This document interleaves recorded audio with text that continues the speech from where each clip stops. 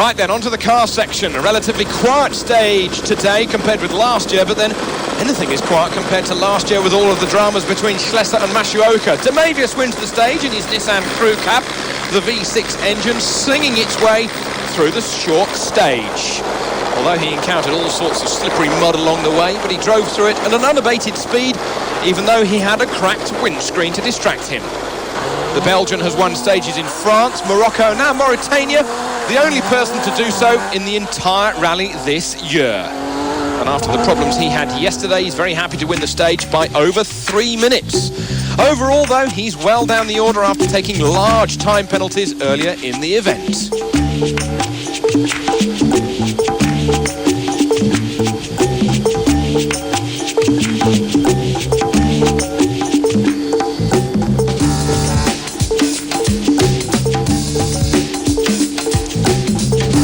Into Black Africa we go, but Jutta Kleinschmidt didn't have much time to enjoy the view. She was flying through the first part of the stage.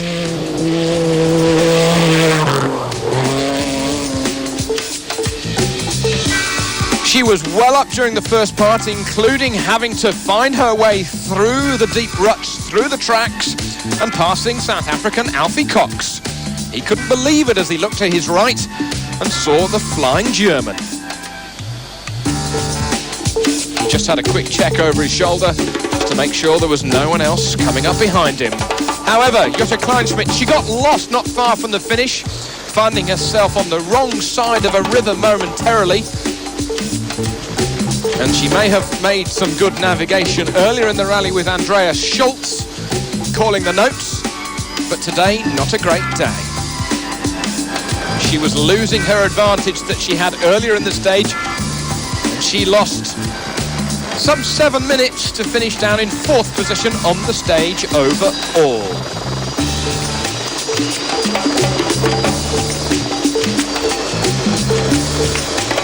However, she keeps her 2nd position in the overall rankings, the German not quite being able to topple the 2 Japanese.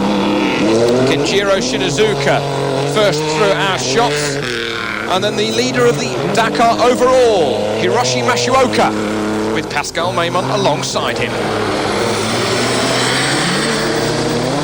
The Japanese armada continued through the dust and through the mud.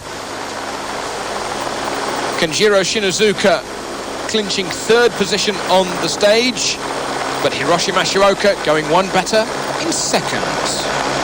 Overall, though, Masuoka continues to lead by some 22 minutes ahead of Jutta Kleinschmidt. Shinazuka in 3rd. He's some 37 minutes behind.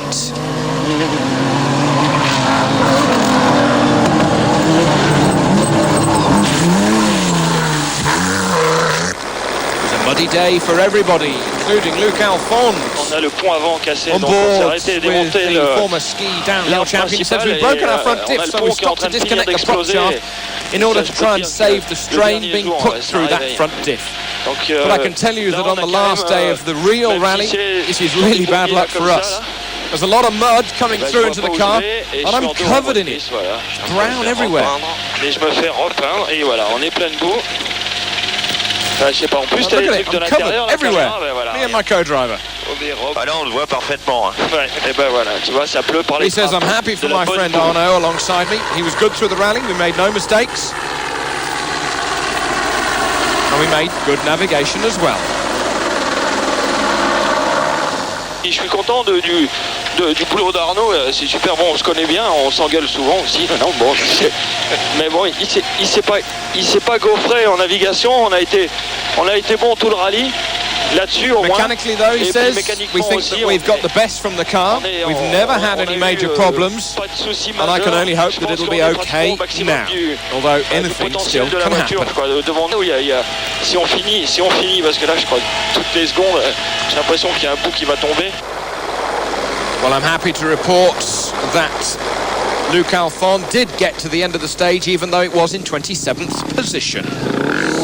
Carlos Souza hoping to back up the brilliant result in the motorcycle section from fellow countryman Villa. Was not quite able to do so in his Mitsubishi, but he did finish 5th on the stage, and he's in 5th in the overall standings. Qatar's Saeed Al Hajri, in his first ever Dakar, is the highest rookie in the car section. He was 6th on the stage, and likewise, he holds 6th overall. 14th overall is Toshi Asaga in his Toyota Land Cruiser, backing up the strength of the Japanese in this year's Dakar, whilst Clever Kohlberg, he was 7th on the stage today, and he holds 8th overall.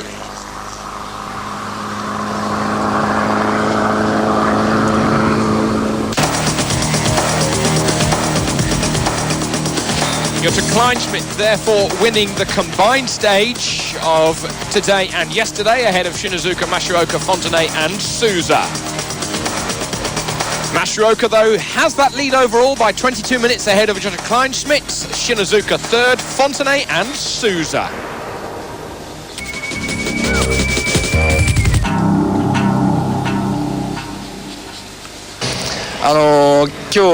Masuoka here saying that I've been very happy with my driving over this penultimate stage today.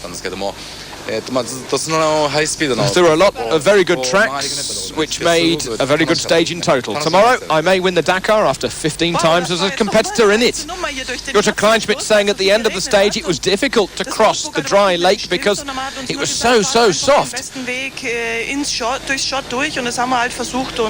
The roadbook said that we would just find a good way out of it, nothing else, but we happily did it.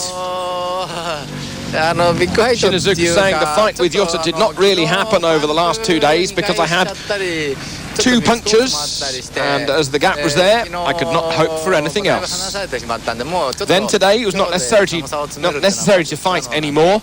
We just appreciated the driving experience.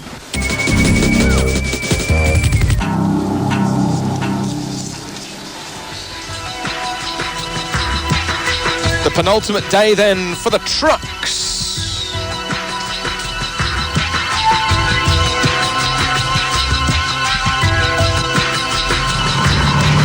Vladimir Chagin finished 2nd today in his Kamaz. In the overall standings, though, he continues to lead by some 4 hours and 15 minutes. All he has to do is coast it through the final 31 kilometres tomorrow, and he'll be the winner. Carol Laprace holds 2nd in the overall rankings, whilst Yoshimasa Sugawara and Matsumoto and Suzuki alongside him, they hold 3rd in the overall rankings in their Hino Ranger.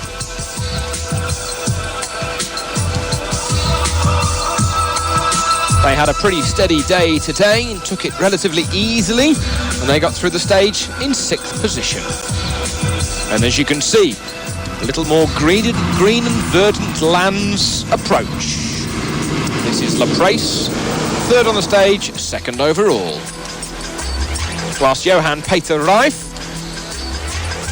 with Gunther Pickelbauer and Lee Palmer alongside him, they hold 4th in the overall standings.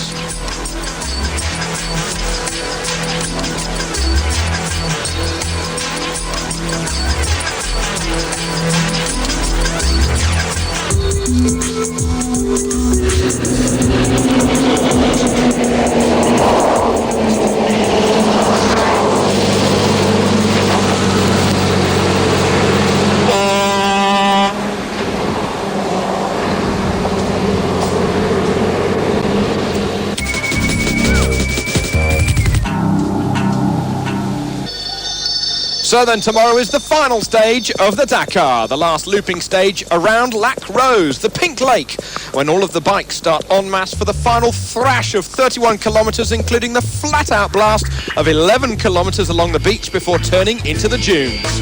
The final kilometre of 9,319 will be completed. We look forward to your company on a historic day.